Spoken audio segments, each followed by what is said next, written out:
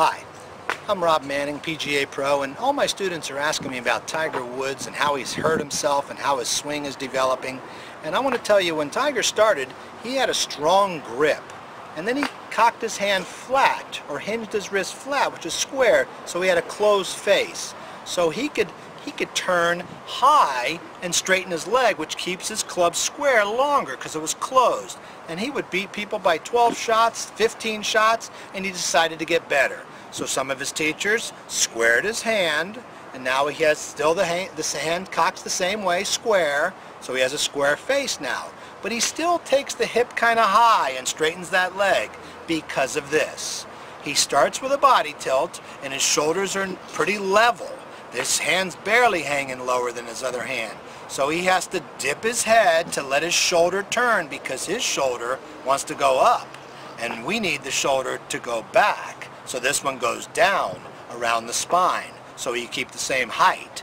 So what he has to do is Tiger has to bump his hip left, make his hip higher than the other hip, and drop his hand so he has different levels. Now he'll rotate around the spine like the Correct Golf Setup teaches. And if you go to the correctgolfsetup.com, you'll see all the details of the modern tour golf swing.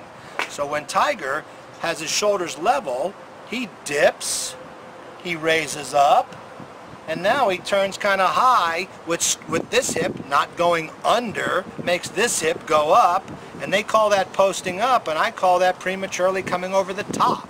So Tiger is coming over the top with his legs and trying to come underneath with his arms, and he's too stuck because he's losing his height. If he dropped his shoulder and bumped his hip, turned around his spine, now both knees can turn underneath, and since he goes under, he doesn't have to go up, and he keep this left leg flexed. Then he gets to impact, and his scores will improve, his golf swing will improve, and if I could have 5 minutes of his time, I would show him how to set up to create better movement. Thank you.